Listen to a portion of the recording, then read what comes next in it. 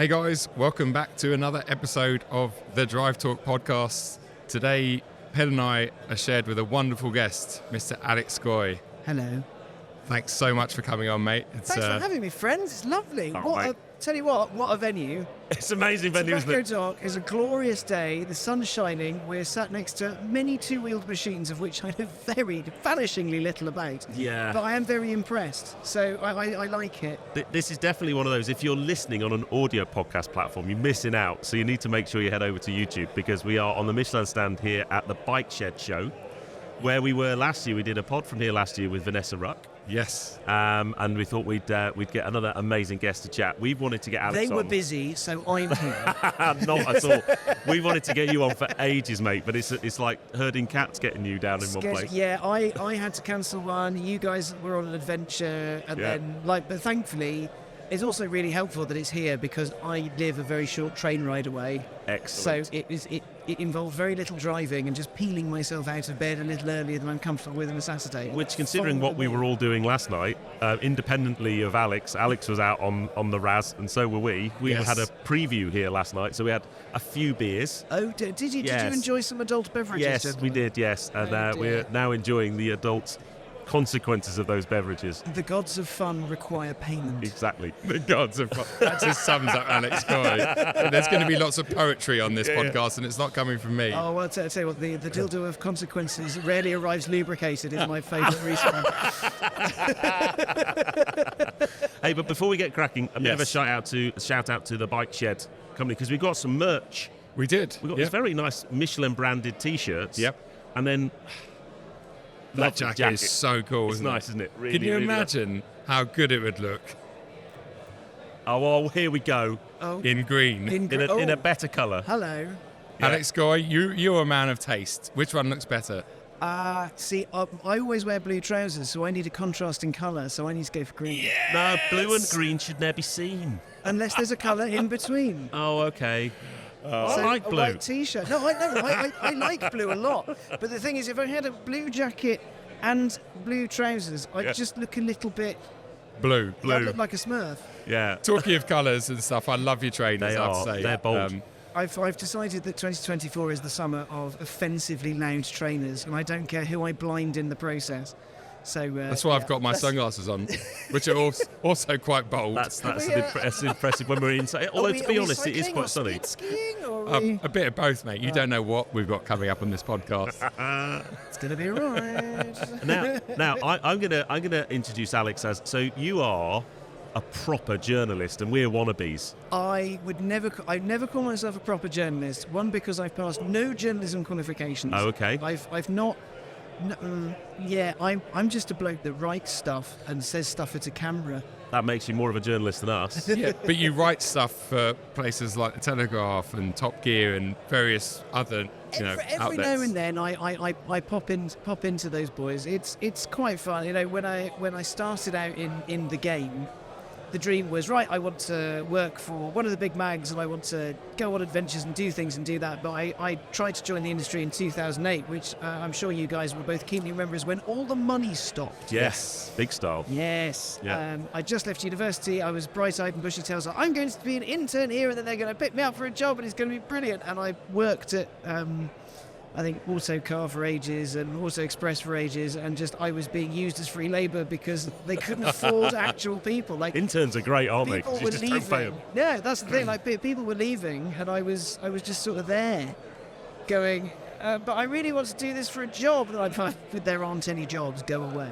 So it's essentially my technique was be the cockroach and just refuse to die. But I think that's a good lesson in life. Is I think if you continue pushing and pushing and pushing and pushing, eventually someone's going to say yes just to make you happy. Right? I mean, it's marginally problematic. So one of my bugbears with the industry at the moment is getting people paid fairly and making sure we've got a more equitable and diverse industry. The only reason I could do that is because I had a bit of backing. Yeah. And there are some people that would just not be able to do it. And that's my mission for the moment, is to try and help make sure other people can survive the intern thing and can afford to do it. Yeah. Because more people is good. Yeah, absolutely. Talking of surviving, Yes. I think our podcast primarily survives thanks to Michelin. If it's not a bit obvious already, You've got your shoes up there. I think we've got the most Michelin branding ever. Yeah, I'm not too keen on. I'm actually going to say this on a sponsored podcast by Michelin. I'm not too keen on those shoes, to be honest. They're more you. They are more me. Yeah.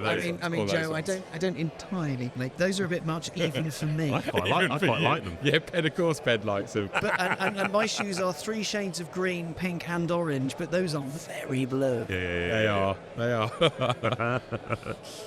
Well, as you started sort of in your early days talking about it already, can you give us a bit of a background about Alex Goy, who you are, for those of you that, for the people that don't know who Alex Goy is? The majority of your That's listeners have not no at all. idea who this shiny You walked moron in is. here early on and everyone was walking up to you. Everyone loves a bit of Alex Goy. I remember when I first met you a long time ago now, probably 7-8 years Didn't ago. I slide my Lotus into an Audi thing? You did, yes, exactly. Complete. So, I mean, we talked about this a while ago. So yeah, it was an Audi TT launch, I think, somewhere in the Midlands. Yep. And I saw this big BMW behind me. I was like, well, obviously that's Joe Achilles. I've never met this guy. He seems quite nice. And I was in my old Lotus. I'm sure he Elise. didn't actually think that. I bet he did. Yeah. I was in my old Elise. I just turned right to go down the drive, and there was a bit of gravel, and the arse just broadsided. And I went, of course it went. Oh, that was a bit much. Yeah. You came up to me and went, mate, that was mega. Like, it's completely unintentional. Completely unintentional. I'm not a helmsmith. No, you're one of those guys that you're one of the guys that I looked up to for years leading up to doing what we do today. Yeah. And well, I mean, every time I meet you, it's a delight to know you now and call you a friend. Checks in the post, mate. Don't worry. Yeah. Of course. and it's been great to share launches with you and just hang out with you. You're one of the very nice guys that I think we're going to get onto a bit later. Talk about the sort of not divide, but I think there was in the early days definitely a big divide between. I know you don't call yourself an absolute journalist, but let's face it, you are really. You're not more than us. Do you want to do that now, or do you want to talk about it later? We can talk about it now. I think in the very early days of it, there's always been we are the journalists, we are unimpeachable, we are incredible, and then other people split. You could, when bloggers became a thing. Yep. Back in the noughties. There was this. Well, why are bloggers here? Yeah. They'll just do a separate thing for bloggers. For the youngsters, that's the written words. Vlogging without pictures. Yes.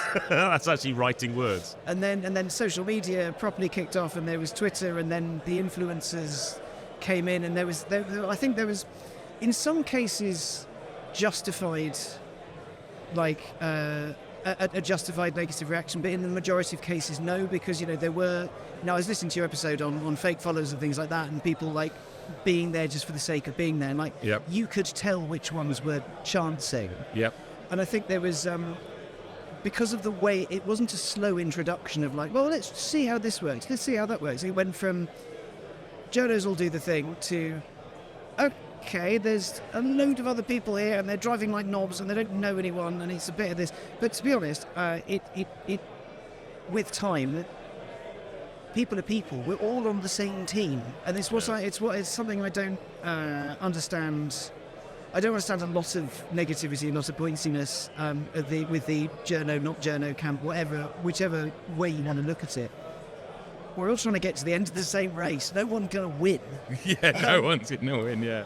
It's funny because I think we've all got our own audiences as well, and some of the I don't know how we describe ourselves, but content creators. I'm going to say YouTubers. The guys like me and Joe. If you look at the volume or the number of views we get on a video, that's probably similar to the distribution of some of the some of the car magazines, even some of the bigger car magazines. So there's a justification for us being there. But there's a huge. So I remember in the early days of X-Car, Carfection as it became. X-Car, yes. X-Car, yeah, baby. Wow. We were putting in we were getting 30,000-40,000 views in a video, and we were like, oh, that's not very good, because we were comparing ourselves to CNET, which was a sister company. Yeah. And I was like, hang on, that's what one magazine does in a month. Yeah. And we're doing that overnight on one film. And it's like, well, you can't have the access because it was all confusing and frustrating in the end, as I'm sure you guys can appreciate, where you're going, hang on, I've got like 700,000 views on this video, and you're saying I can't borrow that, Yes. or I can't do this, or I can't have the access. And you go, why? But it's all budgets and things like that. Yeah, sorry, went off on one there. No, that's all right. Not at all. It was funny, we were chatting on the way because was it Pat or you found that TikTok video that Pat found it. So I think she's Yeah. like a legal TikToker, and there was a conversation around where the influencer moves into like an advertised or paid Yeah. person, and the question was whether or not people tag posts properly with an ad. Because legally they have. That said, so on that divide, when I go to a press event, when I'm invited to something like a motor show or a concours or something like Yeah. that, I'll put up a post saying thanks to XYZ for the invite. Yeah. But then I've seen kind of more influencer, more content creator people go, oh, hashtag ad press trip and all this. I don't get the legality of it, but I guess you sort of need. It's tricky. to. Whether they're getting paid to be there or not. But one of the reasons I mentioned it is this conversation. Then one of the comments was, well, what about press cars? And because or a launch, you go on that as a independent journalist, YouTuber. I think there's a misconception that you're only there so you say nice things, and I think the smaller the channels, the ones trying to make an impression, may well be. Interesting. I don't know. I think they need to say nice things, but the more... Well, you say that. So I... occasionally people reach out to me and ask for advice, like how do I get into journalism? How do I get into making films? How do I get into it? I mean, I don't do that many films these days. Hopefully that'll change, but that requires budget. And I have utmost respect for you guys who go out and do it on your own, because I have no idea where to start, no idea how to do it. Frankly, you're wizards. But occasionally I get people reaching out saying, how do I get into journalism? And there's the one guy approached and said, well, I borrowed this car and I didn't really like it, but I have to say something nice about it, otherwise they won't loan me another one. And I was like, no, that's not how this works, Brian. If you do get a vehicle, I think you can't really call it a loan anymore. There was this whole bribery thing. It's like a vehicle for appraisal. If you get a car in, all the manufacturer expects of you is an open, fair and honest review. Yep. That is it. If you think it's rubbish, say it's rubbish, but justify it. Yeah. And that's the one message I'd love, all of the people who watch videos on the internet to know. I don't think I've ever been told what I can and can't say. No. With the exception, I think, actually, I went on an Abarth launch once and they said, don't call it a Fiat 500 Abarth.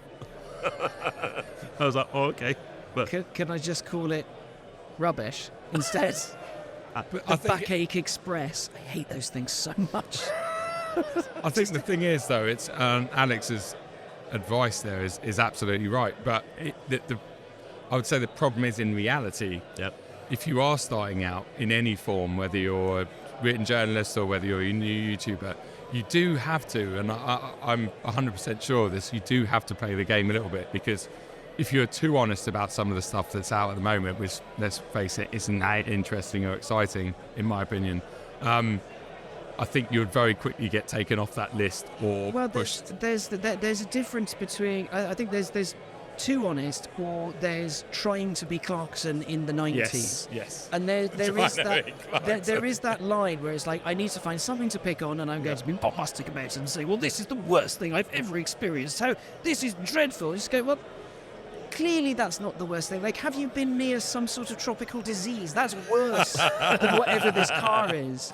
Like, there are worse things to experience, and it's this sort of very binary dislike that I think society is going for at the minute. Like, you can see it on socials. There's not a this is okay button. You can love it, or you can leave a comment saying, well, this is the worst thing since cancer or whatever. That's digital. That's just online, isn't it, these days? But then the likes of Clarkson kind of did the hard yards and earned the position to be able to destroy a car's reputation. Well, but that was his thing, and that was when there was one car show on the telly, and it was his, and like the media landscape was vastly different. Like if I wanted to take pictures of cars, in the wider world back when I started, no one, I would have had to show you, be like, oh, look at all these pictures I've taken. Look, I bought a photo album. No, you just bang one on Instagram, and no matter how much time and effort you put into it, no one gives a shit. No. No.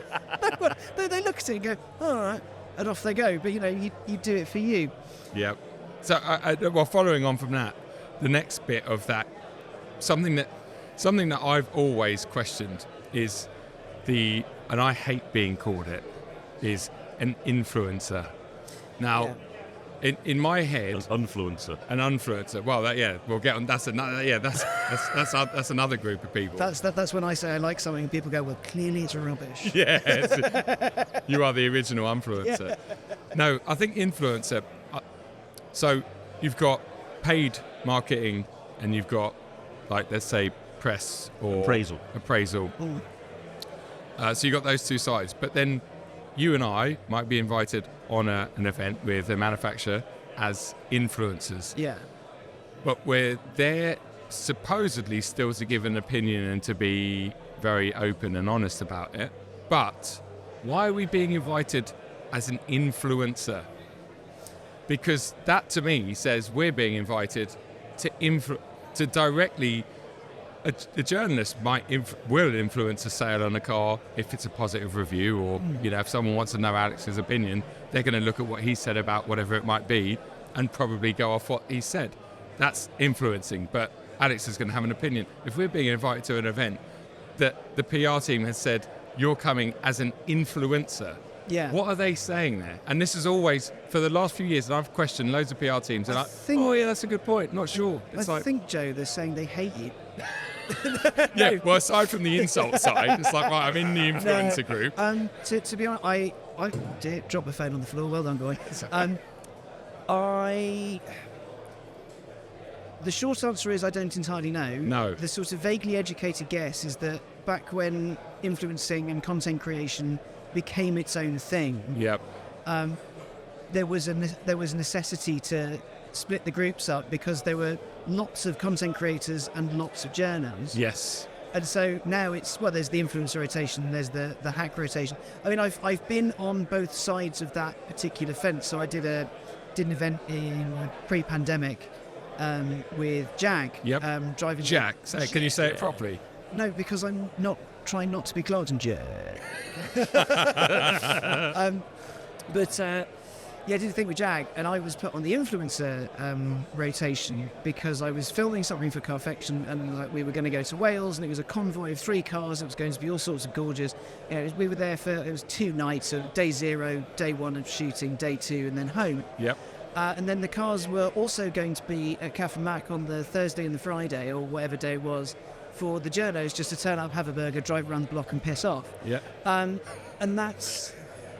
And that's kind of the difference is the experience and what the content creator side of it was given. Yep. Was what given, but you know what I mean. The what was made available was vastly different. It was a different offering. Because if 99% of the time, if as you guys mentioned on the podcast about press trips, is you just want more time with the car. Yes. Yeah. You don't. A lot of the time it's I'm here to do a job and leave. So say I'm if I've got my proper freelance hat on. Yep. And I've got my pen out and I'm writing for 4 publications. I need to do 2 different derivations of the car. Someone wants the convertible, someone wants the automatic, and you've got to do a million things. The last thing I want to be doing is learning how the interior styling was modelled off of a cherub's buttock or something like that. Just put me in the car and let me drive it and let me do the wordy jobby bit. Yeah. But if there are people whose content relies on, so they want to get across that this is a luxury vehicle and it goes in the luxury sector, of course it needs to be put in that context. Yeah. So I think... Well, I get that. And I think that's really difficult for brands or manufacturers in the space that we're in, is catering for everyone. Yeah. Because we're all very different. We all need different things. So I totally get what you're saying there. But I still think the terminology influencer is a bit of a difficult one unless you're being paid to influence. It should be, in my opinion, they should get rid of that unless you're being paid, and it should be content creators or YouTubers or whatever they want to. Yeah. But I don't know, that's always been a bit of a, I think it's one of those words, though, isn't it? Like, it's a bit like SUV, really, mate. Audi A6 Allroad. Alex one of those Goy, words Alex that's- Goy, Yeah. would you class an A6 Allroad as an SUV? I don't know what I class that as. Jacked up estate. No it is, because influencing. it's the same.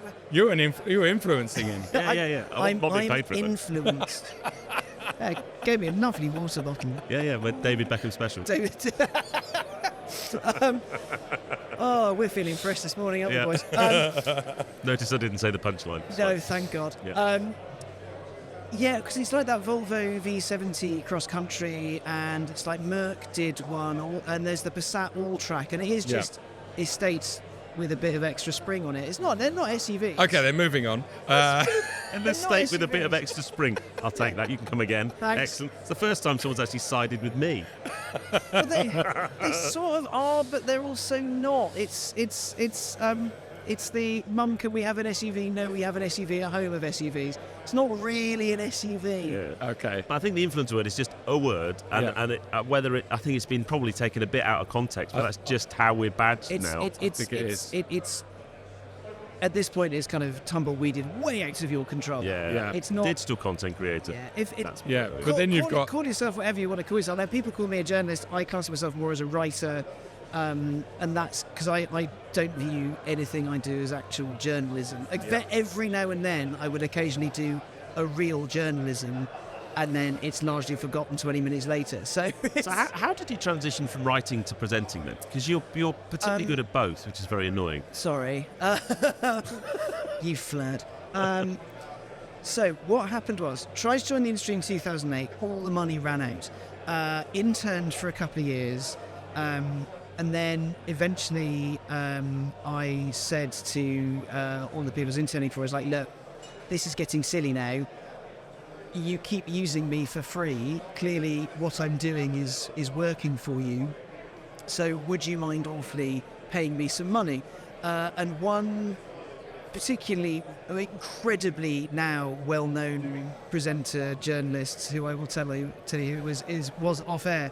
He rang me and said, "Oh, can you come in? We need to do some stuff." I went, "Yeah, well, look, this is the deal." And he went, "I'm so proud of you. I'm so pleased. Like, you got some self-respect. Good on you." And I went, "Well, can you pay me then?" And he went, "No, put the phone down." Oh, no way. Yeah, it was amazing. So who was that? I'll tell you off air. We'll tell you in the next episode. Yeah, No, we probably. won't. No. But then, I sort of picked up jobs here and there, and just because I was the cockroach and I didn't die, but there was stuff. I always wanted to do a little bit more, and because there weren't any full-time jobs, I ended up starting, you won't believe it, a podcast in 2009, I think 2010. Wow, that's early. Is that even Yeah, a it's thing? early podcast. So at the time, there weren't that many automotive ones. There was Gareth Jones and Speed, which I now host occasionally, which is great because I love Gareth. He's amazing. And there was Smoking Tire was still in its infancy, and there was the Adam Carolla Carcast, and that was kind of it. So I was like, right, how do we do this? So we had, we started off with a laptop and a cheap microphone, and three of us were sat in a car. I got my friend and colleague John Quirk, because he was sort of more established than me. He was a real journalist, and I got my flatmate Phil. So I was sort of the shouty man in the middle. John loaned us credibility. Phil made me look clever. And then we started getting listeners, and we had a few thousand people would listen. I think we did one a week, and then we would do drives. So we'd be invited on UK launches, and so I'd turn up with a Zoom recorder, and we just have a natter in a car for 20 minutes. Brilliant. And I don't think any of them are still on the internet. I think so. The server they were on is my friend was hosting it. He had a server in his house, and it sort of melted a bit. Oh, and you lost all of it? Yeah, I think I might have some backed up on a hard drive, but it served the purpose of showing, for me at least, showing that the industry there could be more to the industry. Yep. Because it was sort of, YouTube wasn't really a thing, but it kind of was a thing, and if it was being done, it was kind of limited. Yep. And then the Podisode, it was called the gas station Podisode. It got me in front of people, so I learned to kind of be a hosty thing, because there is a generation of people out there in our game who do this job because of Clarkson, Hammond and Met. Yep. And there's a generation before who Russell Bolgen's writing, LJK Setwright's writing, But for a lot of us now, me very much included, it was every Sunday night watching Top Gear. I wanted to do that for a job, and I wanted to find a way to do it. So with the podisode, we ended up, we got little. Remember those flip cameras? They were little rectangular boxes. Okay. And it was like a little HD thing, like GoPro before a GoPro, basically. Yep. Wow. And we'd film on that. And then I met a guy. So I met one chap who said, who I'd known for a while, I'm leaving my job. And I went, well, can I have your old one? He went, yeah, go on then. So that was my first proper job. Yeah. And so I went. I had a proper interview, but that was my first proper job. And said, this is, it was an agency, so I was doing. I think we had to do 6 news stories a day, and then we did launches and events and things like that. And we were a small team. But then on one of the trips with the podisode, I met this bloke called Drew and his mate Rory, and they were doing car videos for CNET. And then Drew had seen what we were doing and had kept an eye. And then, 3 months after I started at the agency, or 4 months after I started the agency, I went for a beer with Drew, and he went, we want you to make films that you want to make. Do you want to do that for a job? And I went, yeah. That sounds great. And lo, X-Car did begin. It was Drew's idea. Wow. It wasn't Drew. Well, it was Drew's baby. It was a concept that came out of CNET, as a huge tech site. And they sort of want the UK to kind of own the car side of it. We were basically told, make what you want to make. Wow, what freedom. And it was freedom, but also we were kind of, because it was a completely new brand and I was sort of known on the circuit, but I wasn't a name. We did have to sort of beg, borrow and steal all the things and try a lot of stuff. Yeah. We made it work, and it was a really, really, really good time. I was there for 5 odd years. So that was what, 2009 to 13, 14? No, that was 2012 I started 12, there. okay. I left in 2017. 17. By which point it was Carfection? Yeah, so it changed. The name changed from X-Car to Carfection on New Year's Day 2016. Okay. It's one of the worst days of my professional life. Oh. Because the office we were in, or the old CBS office, we were owned by CBS Interactive. We were working from home for all of that, so we had to move into the new office that day. In December, I'd interviewed our new full-time producer, a chap called Charlie Rose, who now does YouTube, now does shoots and edits for Top Gear.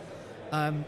He was like, yeah, really excited to work for X-Car, it's brilliant. So on his first day, my boss wasn't in because he was at CES in Vegas, so I had to onboard someone who specialised in production. I don't know how to do either of those things. Yeah. And then we had to manage a name change of this brand that people had come to kind of know and appreciate. Yeah. And we got absolutely hammered for it. And I was just sat at my desk going, I don't know where I am. I don't know what I'm doing. Wow. Why does everyone on the internet hate me? Help. What was the reason for the change? I'm not sure if I can tell you. Oh, okay. But yeah, it's the second thing you can't tell us. Yeah, I know. There was a very legit reason that was incredibly frustrating because it made a lot of things go pop in a silly way. But yes, it was a great process. But yeah, Carfection, honestly, I owe my career to Drew Stern and Nick Wilkinson. So Drew was our boss man, and Nick and I sort of went out and made cool stuff. I was incredibly lucky to do it, and after 5 years, I decided, perhaps foolishly, that I wanted a career. So I wanted to go off and do this and do that, and I made a pretty bum choice at the time. But I think the drive for the I want a career was because I wasn't very well. As you both know, I'm kind of a big proponent of mental health, and it's about there that it started to slip. 2016, 2017, I sort of... Well, we wanted to talk about that, so do you want to... So it's 2016, 2017, something wasn't right, but I didn't know what it was. And I booked myself into therapy, and I was doing that every Thursday afternoon. And then it just kind of got worse. And then 2017, started new job, left new job, but I had a 3 months notice period, and I became a very boozy boy. I became a very to escape what was going on, basically. Yeah, because it was a quick fix in a way. Yeah, I mean, if I was battled, then I couldn't feel the feelings, and that was fine. Then I'd sleep and I'd wake up with a hangover, and I'd just feel hungover rather than sad. Yeah. So it became mental health worries became a huge part of my life. Yeah.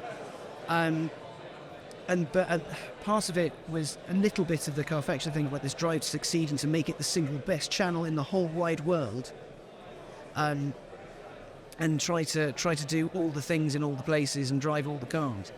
But that was me just going a little bit out of hand. I had some underlying stuff, so I'd lost a few people in some fairly unpleasant ways, and I hadn't looked after myself, and I hadn't had the best time in some instances in my kind of teens and all that, and I hadn't properly looked at it or investigated it, because it was the noughties or the late 90s, so no one really did then. It wasn't a thing, and I think without sounding sexist, it's hard these days, you can't say much, but I think the guys especially have been really not great at talking about their feelings. Men are rubbish at it, absolutely terrible. I think thankfully, thanks to people like you and lots of other people that speak openly and outwardly about it, I can definitely see it becoming more normal now. And if a grown man decides to say that he's not in a good place, it's accepted. Yeah. And actually, when I've talked about it on my channels before, I'll put out something, and the amount of messages I get back from Instagram DMs from people that are like, I've never talked about it because you said it. Yeah. This is my story, and it's, I mean, in a way, it helps you with your own, because you instantly feel a bit normal. You're like, oh, I'm not the only one. It's not just me. I'm not. Yeah, and then you realise that actually you're not just the only one. There's 50%. I mean, there's a lot of it's a worrying number. I think there's more people out there who aren't okay and maybe don't necessarily know it. Yes. And then when something clicks, either a positive reinforcement of, oh, that's what that is, or a negative thing, and they go, oh no, this is I'm not in a good place. But there are way more people than we imagine. Yep. And getting people's the wrong word. Encouraging people to talk, because I'm lucky, I'm gobby, and have been. Are you? Yeah, never noticed that. Wow, never knew that. Never knew that at all.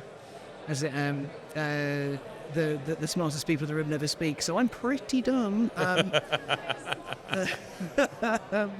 But no, so I'm pretty gobby, and I'm perfectly happy to talk about it, because I think I first started doing it on Twitter because that was my only outlet. Yeah, that's one of your biggest outlets to today, isn't it? Yeah, I mean, I still... You're very active on Twitter. Well, because I work from home and I work alone. Yeah. So my office banter is now just dodging Nazis on X.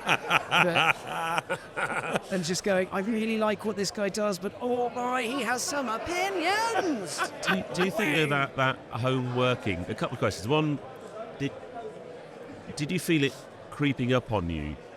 As someone, I mean, it's funny, Joe did something with a friend of ours the other week about mental health and mentioned me, and I'm very lucky. I've never, as far as I'm aware, really had any issues at all. Lucky? Well, yeah. Apart from the last year of my previous job before I went freelance and started YouTube, I wasn't happy at work, and my wife just says that I was a real miserable git for a year. And I'm guessing that might be a little bit of depression there, Pat. Well, yeah, but you don't know. So I guess my question is, there'll be people listening to this who are listening, going, "That's me. I've had it that bad, and it's great." There'll be other people who might not actually realise they've got a problem at all. Yeah. So it's like your early days where, what do they do? How do they get those telltale signs? I'm going to do a little bit of self-promotion for a piece I wrote a few years ago for GQ for Mental Health Awareness Week, which has just gone by. Yep. Because it would take longer to kind of to go through the whole motions of it. I'll drop you guys a link to we'll put it in the description below. But essentially, you don't notice until it's a bit like the way it works for me is I call it the spiral. So it's like, oh well, this is a bit rubbish, oh it'll be fine, and then it just the spiral gets deeper and deeper and deeper and tighter and tighter and tighter, and so you go, well I won't bother them with my problems, it's just a small thing. And then you kind of get all wrapped up in yourself, and the next thing you know, you're drinking yourself to sleep every night, or you've got some interesting inner monologue going on, and it's becoming more and more convincing. I mean, that's obviously incredibly extreme. It could be low level, or it could be deep. It could be anywhere in between. The important thing is to if you do find you're having these feelings on the reg, take note, maybe physical note, maybe mention it to someone. Say, is this normal? I'm having this a lot. If it does become an issue, like I am not a professional mental health practitioner. I've just been there. And whenever someone asks me for advice on socials, or if it was someone like talk to me about it in the real world, it's always job number one: see a GP. Getting talking therapy on the NHS at the moment is next to impossible. But the short-term solution is antidepressants, medication. Personally, they're not for me. I tried them before and they just hit me like a train, and I became a zombie, and it was gross. And it wasn't fun, but they do work very effectively for a lot of people. If they're not for you, don't take them. That's fine. If you're lucky enough to be able to afford it, Google therapist and your area. Start at the top and work your way down until you find one that works for you. But also the kind of the most successful thing is talk to your friends. Because every now and then I've had because my mates were all sort of we're not blokey blokes. Can you tell the man in the luminous green trousers isn't a lad? But like in the past few years, my friends have been coming to me saying, look, I've been experiencing this. Is that like what you had, or what is this, or what did that feel like? It's not a hugely like, it's not, every Friday night is like, right boys, check in. How rough do we feel this week? Because every other is like, I've been having this. What do I do? And it's little conversations like that you can have, because there will be someone out there who can point you in the right direction. But the important thing is keep an eye on yourself. If you do feel things start to slip and start to slide, there is positive action you can take. A good friend of mine has the same challenges as you guys, and when I first found out, he is, if you had a room of people, he is the last person in the room that you would think had it's challenges. real easy to hide if you want to. He's exuberant and funny and centre of attention. He's an amazing person, but inside. And what happens when he leaves the room? Well, exactly, and I've learned a lot through being with him as he's gone through the various phases of stuff. And it really frightened me, actually. But the reason I said it is it's important for all of us to look in on our mates and check in. I might not have a problem, but I could well have friends that have. But sometimes it's really hard to tell, to pick up on the signs. I mean, Joe, I don't know about you, but when I was at my kind of not necessarily lowest, because I was always hungover and working from home. But when I was kind of at work events and I was in that space, or I was in the office, I'd always be the noisy one. We'd always be cracking wires, always try to distract people with other things of like, isn't everything brilliant? Let's have a big laugh and a joke, and then I'd go home and feel like absolute toilet. But I mean, it's almost like a deflection, isn't it? But you hear about it all the time, like some of the world's biggest comedians. Robin Williams. Exactly. Funniest man ever to walk the face of the earth. And someone like Alex, the most bubbly, upbeat person. But it flips around, and I think even for me, I've got a very even a miserable bastard. No, but like 1 minute I could be loud and bubbly, and I could be the life of the party 1 minute, and then the next minute I'm just in a big hole, and it's like, and I think some people go through life like that, and it's great, like and maybe that's, and I'm not saying that in a bad way. I'm saying like that's, your emotions go up and down, but but some people go through life like this. Yeah, well, I mean, I thought, so I've been broadly okay now for, hang on, how old am I? Didn't you say 57, wasn't it? Oh no, that's Ped. Oh, if looks could kill.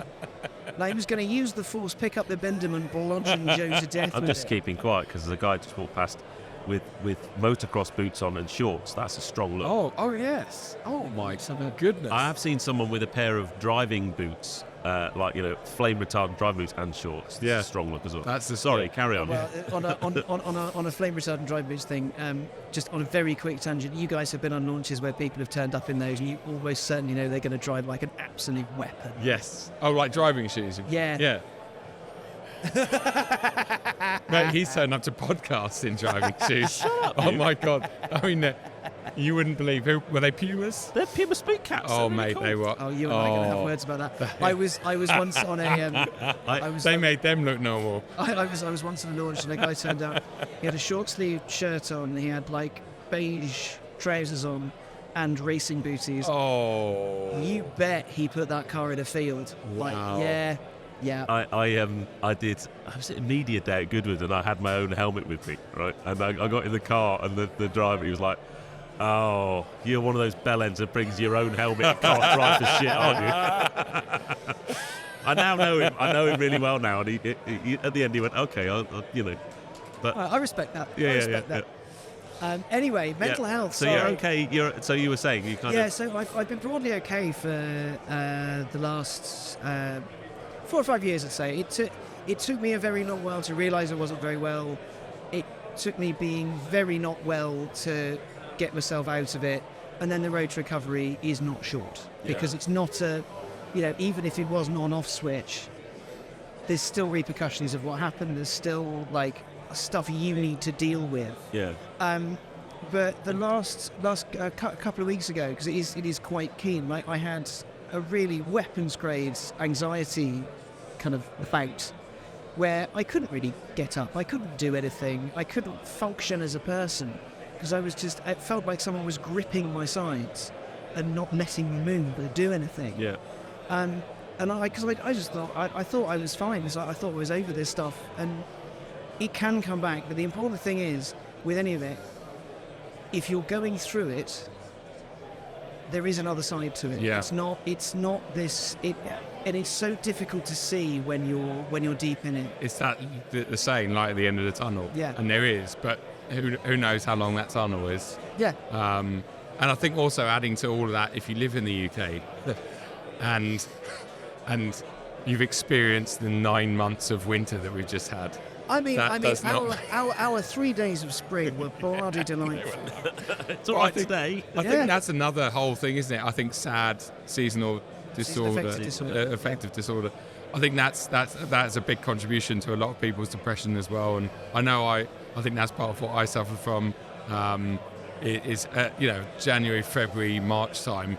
If I haven't been away or experienced a couple of days of vitamin D, that never helps. Yeah. And so I think, if you're in the UK sometimes without climate. Well, I mean, the highest suicide rate countries are like Finland or up there where the winter months you see no sunshine, do you? You see no daylight. So I think that's another connection for a lot of cases, not all, obviously. Yeah. But, and if you sad coupled with I've got a press car, I need to film with it, it's bloody raining. Yeah, we've been there. I remember we once had. It was when Lotus launched the Evora 410. Yeah. And the way they used to do, because it was before the new Lotus and all this. It was when they weren't trading particularly brilliantly anywhere in the world, and it was all a bit rough. So they'd have a rotation of 3 journeys in the morning and afternoon. One would take a car on track, one would take a car on road, another would have a tour of the factory. Because I basically lived there for a spell, I was like, I don't need to do the factory tour. I've done that. Look, we've got 3 hours to make a film for you for Carfection. Yeah. Can we maybe split the track? Okay. And then the heavens open. So there's a film with a yellow Evora 410, I think it's yellow, somewhere on Carfection. where it's just end of day stuff. That thing was shot in 3 hours. Wow. And it still looks really good. Like I'm in awe of camera guys who do that. Yeah. Put it together. Talking of cars, Yes. something we haven't touched upon. Tell us about your cars, your Yeah. current garage. I've got 3 cars, an odd number of wheels, Yes. and I need to have fewer than 3 cars very soon. Okay. So yes, we've got the accidental beta. So would you like to hear about the silly one or the practical one first? Oh, silly. Yeah, let's Silly. start with silly. So I think you've seen this one, Joe. Yeah. I've got a Morgan 3-wheeler. It is purple and it has a shark's face, and it's the only new car I'll ever buy. It is gloriously silly. It makes people happy everywhere you go, and it's one of confidently the worst cars you can drive. The drive is terrible. It understeers and then it oversteers. It's not that fast. The brakes aren't very good. Yeah. If you go too tight in a corner, you can actually watch the tyre peel itself from the rim because it's a tubed tyre. Wow. Yes, That's special. so don't do that. Yeah, it's very silly. It's quite, like, dynamically, it's quite rubbish, but I can see why it's a 5-star car because it's so much fun. And is it a keeper? Oh yeah, I'm going to be buried in it. When did you buy that? 2016. So 16. I picked it up the day before my 30th birthday. Yep. And I've. But it's so you, Alex, and I don't know if it's because Is it because it's garish and a bit loose? Has it got bullet holes? No, I didn't have the bullet holes because weirdly you can go a bit too far with the stickers on those things. Do you think? I was at Goodwood on Tuesday this week, and there was a Morgan Owners Club do there, Oh my! and there was a lot of Morgans there. How but many windbreakers and people going? Oh, It's a very special group. Honestly. yeah.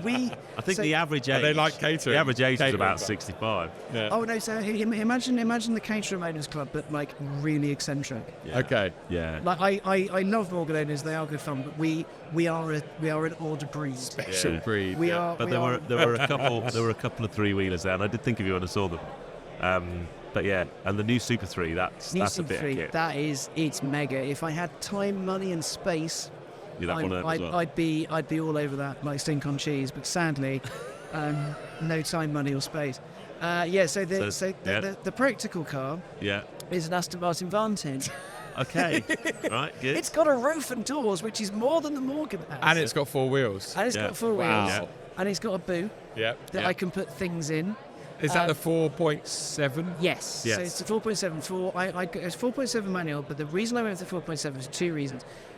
One, it's weirdly more economical than the 4.3. Okay. Not by much, Yeah. but when 21 is your average, Yeah. I'll take everything you get. But also, I wanted the am I allowed to swear? I have. Yeah. Absolutely. I wanted to As get long as the you don't say the C word, you're fine. Yeah. car.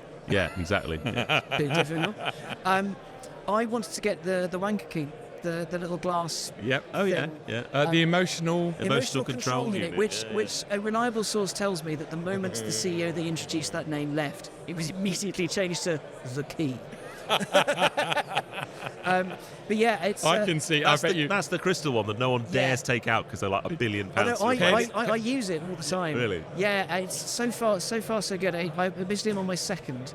Yeah. But, because the other I one could was see if you too owned shagged. one, you would literally turn up to a restaurant and put it on the table. Yeah, I get it. Well, you can't put it on your keys because it's a lump of crystal. Well, it's a bit like the BMW display key that thankfully has now disappeared. Oh, It's like- have they got rid of It's it? like, yeah, lovely. That's 500 quid, and if you drop it, it will break. Like, and it's like, what can you do with it? There's no keyring on it. There's nothing, and it's like, On a slightly separate subject, it does amaze me though how many premium cars have really shit keys. yeah. There's yeah. no thought goes into a key. Ferrari up until very recently, Oh, their keys were Ferrari. terrible. They were like Poundland keys. Would you like to hear something that will make your skin crawl?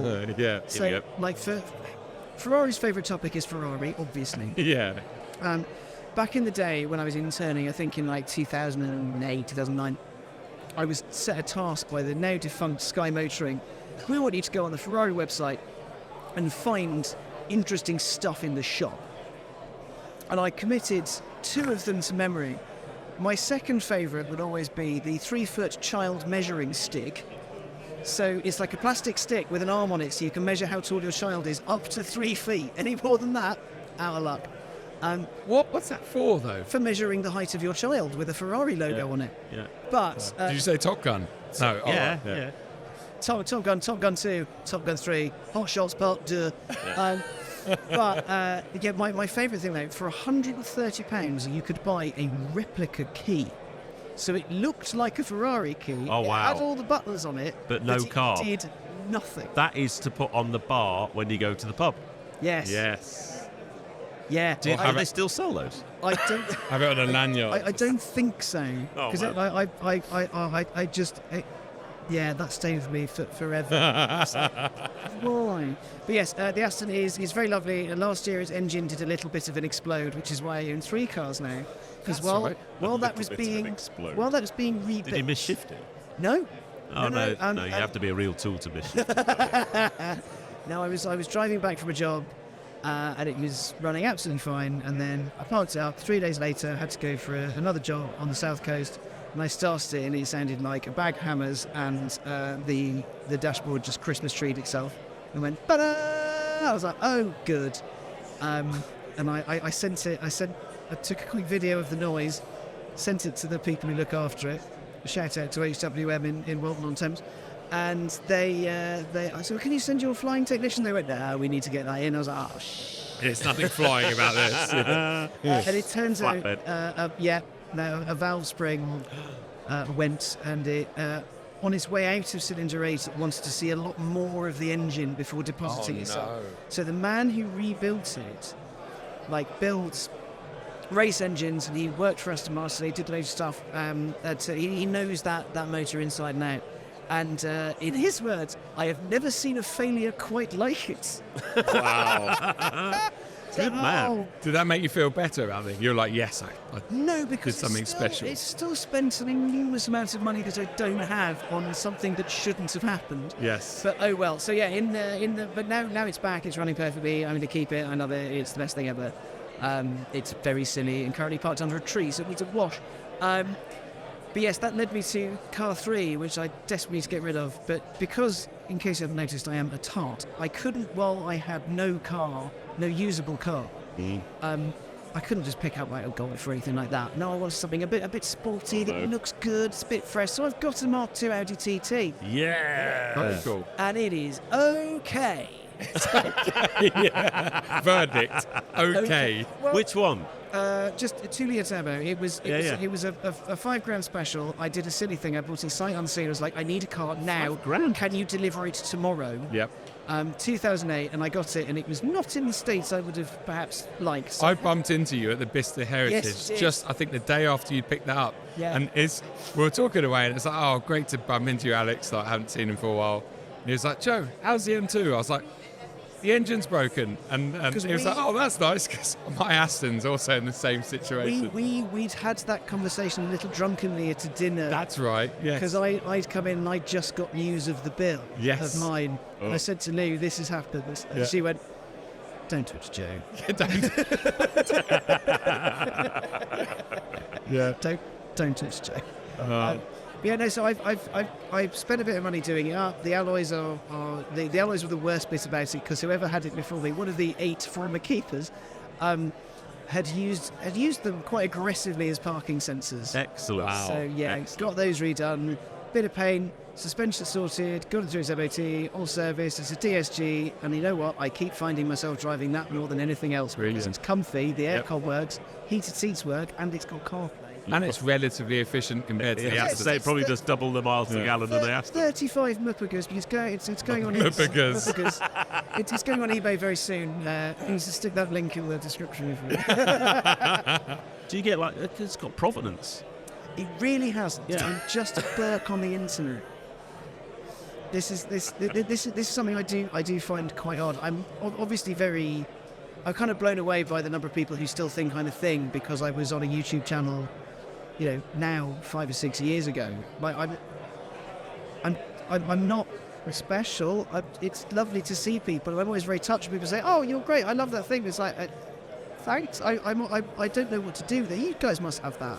Where people come up to you and go, "I love you. Yeah. You're the best person in the world." And they're like, I did nothing to deserve this apart from do a job and have fun. Yes, but at the same time, I think Ped and I were talking about this yesterday. It is still lovely. And I don't mean that in a, oh, wow, look at me, I'm slightly famous or any kind of way. Not at all, because I've spent a lot of my life working with real famous people that have got... You're really famous, Joe. That like massive followings, and they go, and anywhere we go, they get mobbed. And you know what?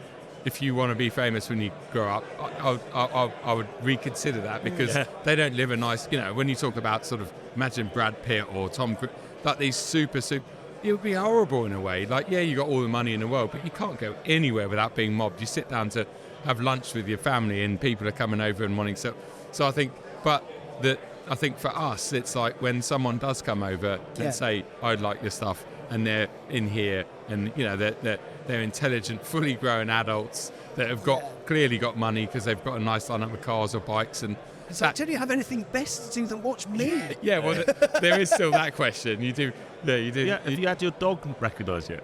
No. Tracy was walking our two dogs in Chichester a couple of years ago, and someone came up and went, sorry, is that the petrol pup and the petrol pooch? And Tracy's like, you are kidding me.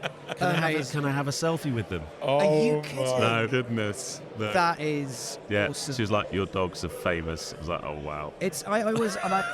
I wouldn't come across as like, I don't know what this word is. It's like I just find it really strange. odd, because it was my job for a while, and it hasn't been. Yeah. And yet still there's such love and there's such support, and there's I met a guy the other week who was like, oh, I've watched like all of your films more than once. Like, I did 500. Yeah. Like, or some ridiculous number like that. It's like, oh no. Like someone was quoting my own lines back to me. Yeah. Like, but if you added all those numbers up, amazing. Alex, like those 500 films, how many views they've got, like it's no wonder that, people do come up to you, regardless of whether they're, a few years old now, people are still watching that content. Yes, you might look a bit younger, slightly better looking. Forever. But they're there forever. Someone did tell me the other week that they used to watch my films when they were at school. Wow. that made me feel about 90 gajillion years old. I felt like that Matt Damon gif at the end of Saving Private Ryan, where he's next to the gravestone and just ages horribly. It's like, I will just go the way of all flesh now. To dust with me.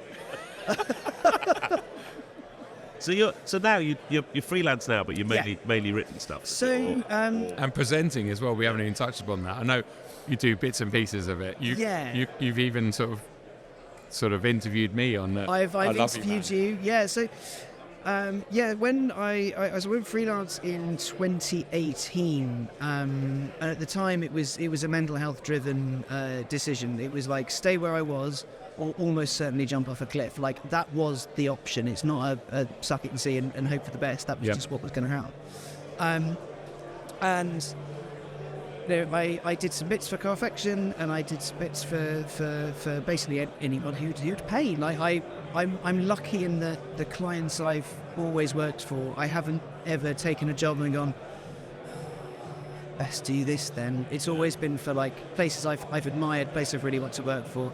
I've had, this week actually was quite a big one for me, because I had my first double page spread in AutoCAD. Brilliant. Which I never thought I'd ever have. They were perfectly happy for me to be an intern. I used to be famous. You just what, double page spread in AutoCAD. That's pretty cool. I'm well chuffed. Yeah, words and pictures, because thanks to the diversity of the industry, I'm trying to learn how to take pictures of cars and people, and we're getting there. But no, basically it's been seeing what works where and how to make it work. I would love to do more hosting. I'd love to do more video, and every now and then I have conversations with people. There might be a thing here, there might be a thing there. I do corporate bits. I saw it for Morgan. I did their walk around video of their +4, but it's Morgan. I'm quite neatly tied in with Morgan. I didn't feel icky doing that, because you've got one. I've got one, and I love a Morgan. Honestly, I wish I could do more hosting stuff, but the writing at the moment is keeping me quite busy.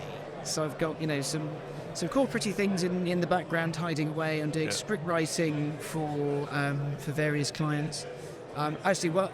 because of the bizarre nature of Life, the Universe and everything, I ended up doing a load of script writing for Love Cars on the Road Series 2, Yep. which I was never expecting to do. I've always wanted to write for telly, and I've always wanted to write for people other than me. And I get a call saying, do you want to do it? I'm like, yes, I do. That sounds delightful. Yeah, that amazing. sounds brilliant. And, you know, it seems to have gone down well, which is excellent, which hopefully that'll lead to more with those guys or whatever happens. But yeah, it's a bit of freelance. You'd never know you never know where you're going. What's coming next? Thank you. You're now more articulate hangover's than I kicking can, in. than I can muster. Get him a beer. No, well, and in the last 3 weeks, the last month, I've been to Abu Dhabi on a corporate job. Then I think I did Seville on a launch. It was Vantage. Then Nice and somewhere else as well. And then next week, I'm largely in the office, except I'm not because I've got a car coming in I need to shoot, and I've got an event on. And then there's Le Mans at the end of the month, and then Yes. there's another trip to somewhere else, another trip to somewhere else. It's like I've no idea where I am. And at some point, I need to get a new passport because I'm running out of pages. Just tell me about it. Thank you, Brexit. Yes. And I've only had mine like a year and a half, and I got a big one, Yeah. and it's nearly full. Yeah. What? Hey! Hi-yo. Not what Tracy said. Hey. Well, look out for us at the moment. Yes, Yes, no, see I need to use you for a project, which I will explain when we're there. Use and abuse. I'm going to use and abuse you mercilessly. Good. No, I like that. Le Mans is going to be absolutely mega. Who's your pick for winning? Car-wise or driver-wise? Both. I mean, Ferrari, surely. yeah, Bendham on a micro scooter. yeah, for Ben, yeah, exactly. Anything with Michelin's on it. Oh, wait a second. All the hypercars are Michelin. I would say, yeah, I mean, Ferrari would have to be a safe bet after last year's win. Yeah. I would love to see BMW do well. I know it's their first year in the hype. Surprise I know me. it is a surprise, isn't it? They've had a bit of a. They've had a rough. Yeah, time to I don't time. know. Are they racing the X5M competition? Because that's the best car in the world, right? X5 30D because they don't need to fuel up. Ah, But, there you go. You know what Joe's hoping for the hypercar XM. Oh yes, then that'd be perfect. No, I'm hoping that they're listening to this and they call me in as a last-minute driver. I've got some shoes you can borrow. Actually, There's someone there, look. perfect. Yeah. Alex, it's been awesome having you on. I mean, we've already gone through the hour. Oh, have we? That's unreal. Crikey, we really have. Sorry, friends. Once you kind of pull the string out, I just start prattling on like a moron. don't That's the best, apologise. the best thing about this medium of podcasting is you just have a chat, and the next thing an hour's gone. Excellent. Yeah. And I found that very interesting as someone, as we both are, that knows you. How can people find Alex Goy? Normally behind some bins in a park. Lurking through windows. At the in Bike Shed show today, but in the shadows. No. If you want to find me, I am A1GOY on all the platforms. The story behind that is my. Have you got that registration plate? I have, but I don't really like personalised plates. But in the 90s, my dad bought A1 and A2 Goy for him and Mum. I don't know why, some weird power play. His lived on a third or fourth hand rust bubbling Audi TT that started off red and was now that sort of chalky pink colour that red cars went in the 80s. Yeah. okay. And Mum's was on a Rover Metro. Nice. But again, part of this, in that GQ thing, I'll send you kind of explains what happened. But he passed away in 2004. And that meant he didn't need it anymore. And while he and I weren't the closest people in the world, it's sort of the only bit of tribute I will sort of allow myself to have. Yeah. And so that lives in the car. But because that happened all around the same time as social media becoming a thing and PlayStation Network IDs and things like that, it's just become me. People think it's Al Goy. I really don't like being called Al. I guess that's the same as Tim, right? Tim should be 150 because of a gaming tag. Yeah. One of Tim's plates, if you kind of look at it quickly, it says "shit me." And on that bombshell, and that bombshell. should we go to the bar, have a beer? I think we should. I Actually. mean, he's going to be kill or cure. Yes. I need to find my other half. So I think she's. She was just walking. She literally just walked past Oh, that way. Yeah. she's- She's around. She's around. She was. How busy is it here? I mean, it's just fantastic, isn't it? Amazing.